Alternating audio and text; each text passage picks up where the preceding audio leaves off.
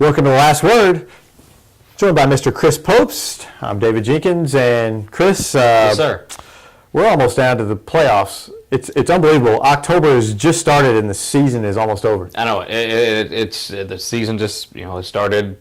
I think last year, just getting earlier and starting earlier, and hey, here we are. Started October, and we're week 8 already. So I heard we're starting in June next year. This time next year, the season. We're 2 seasons. We're gonna have 2 seasons. This tomorrow. But yeah, it's fun, exciting. Get to some district matchups and kind of some big games this week that can maybe lead to, I think, a huge game in the Bootheel. It could have big district implications with Hayti and Caruthersville. Hayti searching for that number 1 seed in Class 1, District 1, and with Valley in that district, who would have thought that Hayti would have a shot to be that top seed? Right, and if they beat Caruthersville, I mean, I don't know my math, but I think they've got a really good shot. If they beat Caruthersville Friday night in the battle for the Bootheel, if they win that game, I think they will leapfrog Valley and be that top seed. You would think, being Class 1, beating a Class 2 school in Valley with their one loss to Lamar.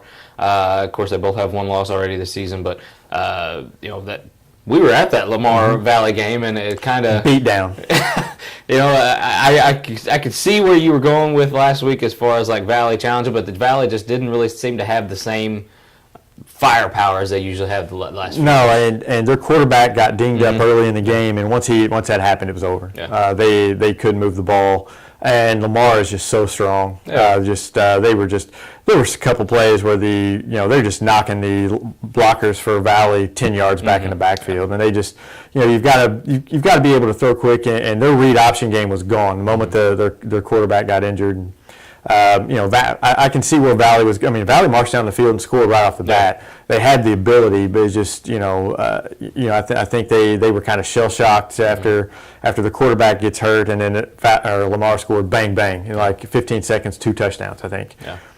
That was ball game. Yeah, it's pretty simple sometimes in football. Bigger, stronger, faster. Yeah. A lot of times you're going to win the game, and I know that I don't want to say that that's all that they are, because they're very smart football players. They know what they're doing and stuff like that. But Lamar is just on a different level when it comes to a football program around. I was happy to see. I don't know if anybody. There's a Facebook video. I shared it on my Facebook wall. Just a really nice. A player for Valley kind of talks to his team after the game. They'd snapped the longest winning streak. It was just a really nice sportsmanship. Just hey, we lost, but hey, I enjoyed my brothers, and both teams played the game the right way. They respected each other, and it was good to see. And it's a nice little video. It's floating around on Facebook if you get a chance to look at that. It's just a really nice kid did a great job of kind of telling people what that game was about. I agree, and they knew what they were getting into when they scheduled this game, and I knew they had a chance to win. They thought they could win this game, but they don't really play teams like that. So of course Lamar's up here, but they don't really anywhere close to that as far as their conference goes and the teams that they play. No one really rivals Lamar for them. Right. We discussed this while we were at the game. Can Lamar beat Jackson? We would think that Jackson would be our top team. I think they can. I think they would struggle to stop them because I think Jackson has so much firepower. But I think their strength on the line, I think, is more than I've seen Jackson, and their strength on the line is more than what Jackson has. I think they would beat Jackson. I think they'd give them a game for sure. Now, as far as it's really tough because I know they do play a lot of higher class schools on the west side, but that'd be the only team around here that I think that they would maybe struggle with around here and have a very good chance of beating. Anybody other than Jackson, I think they just kind of they do what they do against them. Right. I mean, I was just so impressed with their line play, and that's so big when it comes to high school football, and I just thought they had the better line than Jackson. I really did. I really think if they matched up, that they would be able to beat them. Lamar's great. We get it. They're probably going to win another state championship. Sorry, Malden. Valley's winning streak is over. Caruthersville, they played Valley. Yeah. Early in the year and played them tough, so it'll be a good, Hayti whenever they match up, Friday night against Caruthersville. It'll be a good matchup to see, how they do. I think so. After seeing Valley, I can see how Caruthersville kind of put some points on them. We're able to kind of maybe out-athlete them in a couple of positions, and kind of hold on. But if Hayti goes to the air like Valley was capable of doing, what I think they did against Caruthersville. I think that they can maybe pull this one out. They have the ability to do that. They have some big playmakers, and after seeing him against Malden a couple weeks ago, I got them over Caruthersville in this one. I think they got a shot to. This is a big game for them as far as district goes. I think they know that, and getting a big win here will definitely put them, I think, in that top spot. Well, read this here. Caruthersville has won the last 8. I get it. I understand. But this isn't a different Hayti team. I'm sticking with them. I'm sticking with Caruthersville. I think Caruthersville is very good. I think, matter of fact, when Caruthersville plays Malden again, I think Caruthersville may in that little run. They almost did it earlier in the year. That'll be a great matchup. But this one first, and I think Caruthersville matches up real well with Hayti. They've got George Qualls who can catch the ball. I'm not sure who's going to be paired up on him, but unless it's Dayon Moore, I'm taking Qualls. Yeah. And Moore, you kind of think that he might play middle linebacker because they've got a running back in DeAndre Davis. It's good. I think it's going to be a hard-hitting, physical game, close game. I think it goes down to the wire just like the Malden game did. I think I'm just going to go Caruthersville, but it's a toss-up. Either team can win this game. It's just it's going to be a good football game, and anybody who was looking for a football game to go to, I would suggest that one. Absolutely. Caruthersville might be a little deeper, just based on just their school size and just the population theory. Population theory. But Hayti, they're skilled guys. I think they kind of outmatch just about anybody they play. And if they can put it together and stay healthy, and if Maurice Farr is, I think he's back. I think I saw his name last week. I would have liked to have seen him against Malden. I think he would have been a difference maker there. But with Maurice Farr and a healthy, stable lineup for Hayti, I think they get it. Hayti giving up 28 to Scott City. That was after that Malden game, and I kind of expected a little bit of a letdown after that. It's still alarming to me. I think that Hayti or Scott City is so one-dimensional. Yeah. I thought Hayti would go in there and shut them down, and the fact that they were able to get 28 on them, I think Crows will be able to score. And I think that's. I noticed that too, but I think just the season they've had, kind of leading up to that game, that they kind of got to get geared back up again. After a tough loss to Malden, I kind of expect a little bit of a letdown because it's like, okay, that was a big game we were preparing for. We got to kind of let's get going again. Let's get that going. And 28 points against Scott City, they can run the ball, and when Braden Cox gets going, he can score. But it's alarming, but I don't think it's cause for too much. They're not going to have to worry about getting fired up. That's a big game down there for them. Both teams will be fired up and ready to go. I would think that they'd be definitely fired up. Let's move on. Another, I think a pretty interesting matchup that maybe could slip up and maybe surprise some people. East Prairie Charleston. I had that one. I really do think that Charleston has a shot. I'm going East Prairie just because of the way that they beat Portersville, the way that they kind of staved off that Portersville attack. But Charleston, they've got some big time guys that can score quick.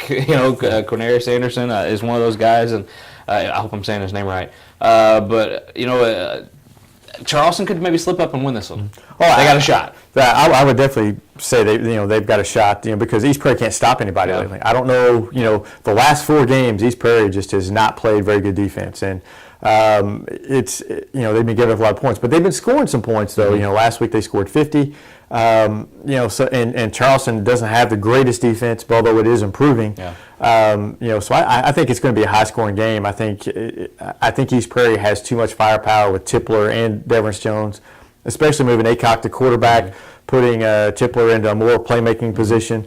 I think that just kind of adds to it. Deverance Jones has really been playing well the last few weeks.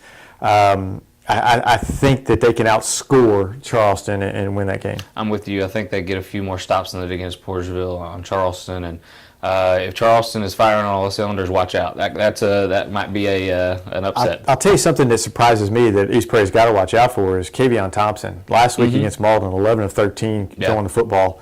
Against Malden, that's pretty impressive. Even if it's late in the game, that's pretty impressive against Malden. So if Charleston has found a passing game to go along with their running game to kind of keep things in check, that could be a tough matchup for East Prairie. I agree. Keep people honest. The last few years, that's all they've had is try to run game because they haven't had much of anything else. And if you can keep people honest, like I said, I think East Prairie has the advantage in this one a little bit. They'll outscore Charleston if they win this game, but watch out.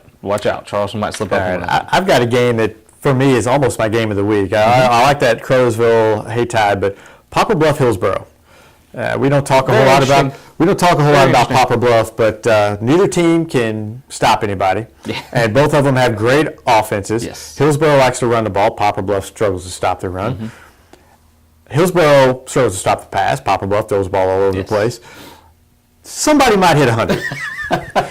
Both of them play weak schedules. I think Hillsboro's schedule is weaker than Poplar Bluff. Yeah. I'm going to take Poplar Bluff in an unbelievable shootout up there. They played a big shootout last year, but I'm going to take Poplar Bluff in a wild, crazy shootout. I'm with you. I looked at Hillsboro's schedule and I wasn't impressed about they're 7-0. I was not impressed. And of course, I look at Poplar Bluff's schedule and they hang with Jackson for a little bit, and that's maybe the most impressive thing they've done this year. As far as beating or staying with a good team, but I like Poplar Bluff in this one. I like a team that can get up and down the floor, up and down the field. It's like basketball on grass. Up and down the field, and I like that. I think they have an advantage here. Hillsboro is maybe hadn't seen an aerial attack like that this year. I know Hillsboro traditionally the last few years they've been kind of on the okay as far as that goes. But I like Poplar Bluff in this one. I know the undefeated record for Hillsboro. Oh man, Hillsboro. I look at their schedule and I like, even though we've kind of harped on Poplar Bluff's schedule this year, I like their schedule better than Hillsboro. It's tougher than Hillsboro by far. And the only thing with Poplar Bluff is Jared Moore, their big receiver, got injured last week against Sykeston. I'm not sure if he's going to be available. If he's not, that's a benefit to Hillsboro because he's an outstanding football player. For sure, it's at Hillsboro, but again, I still like Poplar Bluff in this one. Let's run down a few others. Charlie, the newly married Charlie Ziegenhorn, is giving us the come on guys, let's go. But here we go. We got Cape Central at Chaminade. I am so sorry, Tigers, that you had to schedule this game.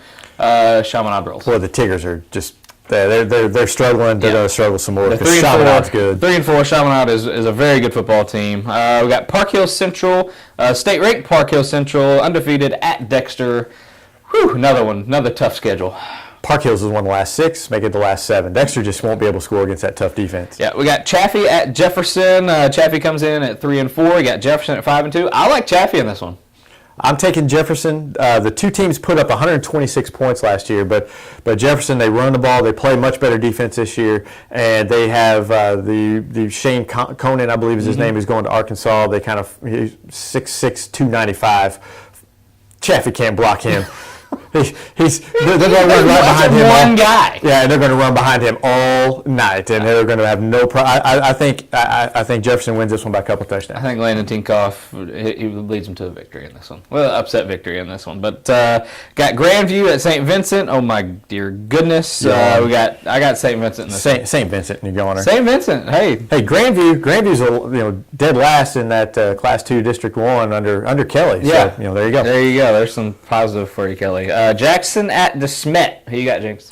Well, I'm going to take Jackson big. DeSmet's really struggled. They've lost 4 straight, giving up a lot of points. Jackson likes to score a lot of points. That's not a good formula. I'm with you. Jackson by a few. Got Kelly at Scott City. Of course, Scott City, they started the year 5-0, lost their last 2. Kelly is still winless, but not scoreless. Right. They finally scored last week. My only question is, will Braden Cox get more carries than they have points against Kelly? And that would be about 50-ish, so I'm guessing he'll probably get about 50 carries. He's searching for some awards. Somebody's searching for somebody's searching for some awards for that kid. But anyway. Somebody needs to get some control over there. Malden won the 3rd straight conference last week. They travel to Kennett, who got a big win over Dexter last week. Malden, I think, incomfortably in this one. Yeah, I don't think Kennett can. I don't think Kennett can protect the Maddox. I think Malden will get a lot of pressure on him, and I think Malden will win that game. One of your favorite teams to pick, Perryville at Windsor. Whatever. Perryville. I'm almost tempted to pick Windsor just because you picked Perryville. So, hey, I'm never right with Perryville. Just go ahead. Yeah, I'm Perryville. I mean, oh my goodness gracious. How about Portersville at Redbud, Illinois? Yes, Portersville at Redbud. Redbud, they're a good team. They're a really good team, and I think Portersville is going to run into a buzzsaw Friday night. Just what I read about Redbud, I'm going to take Redbud by a few touchdowns. I do too. Portersville has struggled to stop a lot. They could score, but they haven't really stopped a lot. I'm going Redbud in this one. And last but not least is Sykeston at New Madrid County Central. New Madrid finally got a win last week. And get that monkey off their back. And that'll probably be all they get. So Sykeston will roll in this one. They'll write that offensive issue they're having. Yeah, I've been kind of impressed with Saxon, just the way that they've kind of withstood the whole Justice Faulkner injury and having somebody step up. They may have found just a little bit of a passing game. They've kind of opened it up a little bit pretty with good last Trey week. Johnson. Got some guys that's making some catches for them. So I look for that to kind of continue this week, and we'll just have to see next week against Park Hill Central if that's the case. All right. Well, as is our thing that we've been doing lately, we're going to have a last word, and this week it's Mr. Chris Popst with his last word. Tuesday night, I got to cover a special event that's happened in the last 2 years, and I'm glad to see the trend that high school teams are taking as far as raising awareness for things much bigger than sports. And Tuesday night, the Sykes and soccer team held their annual Gold Out game. They sell 50-50 raffle tickets. They sell bake sale, T-shirts, donations, and they raised almost $1,500 for a family struck by cancer, and this year that was Marshall Pullen. A lot of you guys know Marshall Pullen's story. 2012, he was struck by a rare brain tumor, which was removed, and he's been cancer-free for 4 years, but still deals with complications with that. And to see these Sykes and soccer players do that for Marshall, and last year it was Dustin Ranson who tragically lost his life with his battle earlier this year.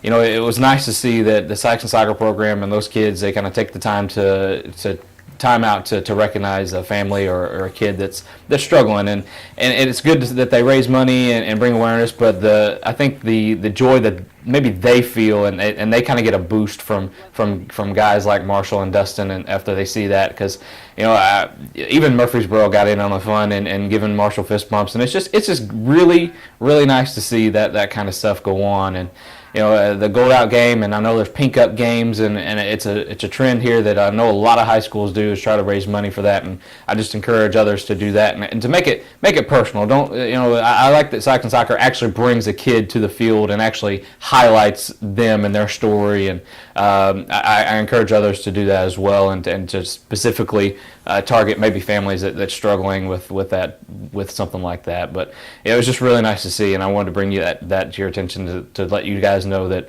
the Sykes and Soccer program and others like it are doing something good with their sports presence. So for the last word, and David Jenkins and myself, thank you guys for watching, and we'll see you guys next week.